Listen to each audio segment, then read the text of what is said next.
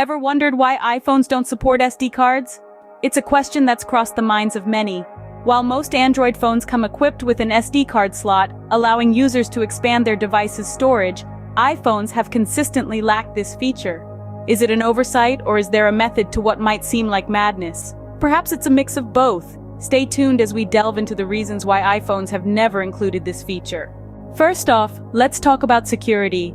Apple has always placed a high premium on the security of its devices and its users. This focus on security is deeply ingrained in the company's ethos, and it permeates every aspect of their product design and implementation. Now let's consider SD cards. These handy little devices are a common feature in many smartphones, providing a convenient and flexible way to expand storage capacity. However, they can also expose a device to certain risks. SD cards, being removable and transferable, can potentially become conduits for malicious software such as viruses and spyware. These harmful programs can sneak into your device undetected, wreaking havoc on your system and compromising your personal data. Picture this. You insert an SD card that has been used in another device, perhaps a friend's phone or a public computer. Unbeknownst to you, that device had a virus. Now that virus has a direct path into your iPhone. Once inside, it can corrupt your files, slow down your device, or even steal your sensitive information. The risks are real and can be quite damaging. Apple's decision to exclude SD card support in the iPhone is a preemptive move against such threats. By eliminating the SD card slot, Apple effectively puts up a barrier against potential sources of harmful software. It's akin to a castle removing a drawbridge to prevent invaders from storming in. This protective measure aligns with Apple's broader strategy of maintaining a closed ecosystem. Within this controlled environment, Apple can better manage and mitigate security risks, ensuring a safer user experience for iPhone owners. The company's stringent app vetting process is another testament to this commitment. So in essence, the lack of SD card support is a protective measure. It may seem inconvenient at times, but it's a trade-off that Apple has deemed necessary to uphold its high standards of security. After all, in today's digital age, one can never be too careful when it comes to protecting personal information. Next up, we have performance issues. Now let's delve into the realm of performance. The iPhone is known for its seamless, high-speed performance, isn't it? That's one of the reasons why it has such a loyal user base. So imagine if something was to come along and disrupt that smooth performance. That's where the issue of SD cards comes into play. You see, South Dakota cards can negatively impact the performance of an iPhone. How, you might ask? Well, it boils down to speed. SD cards are inherently slower than the iPhone's internal storage. That's not a dig at SD cards, it's just a fact. The technology used in SD cards is not as advanced or as quick as the technology used in the iPhone's internal storage. So what does this mean for the performance of the iPhone? When you store apps or parts of the operating system on an SD card, those apps or system parts will load slower. That's because the iPhone has to read the data off the slower SD card rather than its much quicker internal storage. The result? A slower, less responsive iPhone. And nobody wants that, right? But there's more to it than just speed. SD cards also lack the reliability of internal storage. They're more prone to corruption and failure. If an SD card fails, you could potentially lose all the data stored on it. And if that data includes important system files or apps, well, you can imagine the problems that could cause. So you see, while SD cards might seem like a good idea in theory, in practice, they could cause more problems than they solve. They can slow down your iPhone, make it less reliable, and potentially even cause data loss. Thus, no SD card support means maintaining optimal performance. Then, we have control and profit. Now let's delve into two more reasons why Apple has chosen not to include SD card support in iPhones. Firstly, Apple is a company that thrives on control. It designs its own hardware, develops its own operating system, and even has its own exclusive app store. This control allows Apple to ensure a seamless integration between hardware and software, resulting in a smooth and stable user experience. However, adding an SD card slot into the mix could potentially disrupt this harmony. SD cards come in various brands and qualities with differing speeds and performances.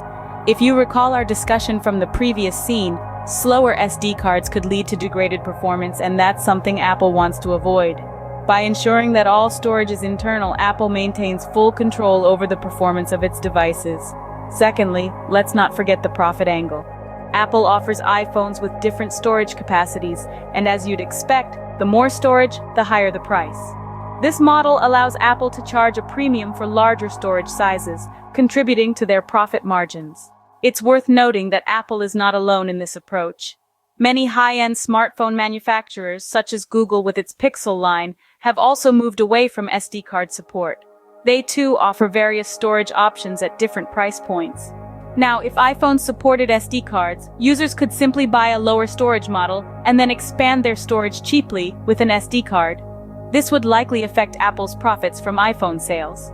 So while the lack of an SD card slot might be inconvenient for some, from Apple's perspective, it makes perfect sense. It allows them to maintain the level of performance and security they desire for their devices, whilst also maximizing their profits. In short, no SD card support means more control and more profit for Apple. But don't worry, there are other ways to increase your iPhone storage. As we've already established, iPhones don't come with SD card slots. However, Apple offers a range of alternatives to ensure that you never run out of storage. First off, we have iCloud. This is Apple's very own cloud storage service that automatically syncs and stores your photos, videos, documents, and app data. You get 5 gigabytes free, but you can pay a small monthly fee to get up to 2 terabytes of storage. Next in line is iTunes Match. This service matches or uploads your music library to iCloud Music Library, where it's accessible on all your devices. If you have a massive music library, iTunes Match can free up a significant amount of space on your device. Another option is to make use of third-party cloud storage services. Google Photos, for instance, offers unlimited storage for photos and videos at high quality. There's also OneDrive, Dropbox, and a host of others. These services allow you to upload your media files and access them anywhere, anytime, as long as you have an internet connection. Lastly, if you're someone who loves to have everything stored locally on your device, you might want to consider purchasing an iPhone with more storage. Apple offers iPhones with up to 512 gigabytes of storage. While this option might be a bit more expensive, it's a one-time cost, and you won't have to worry about monthly fees or internet access to retrieve your files.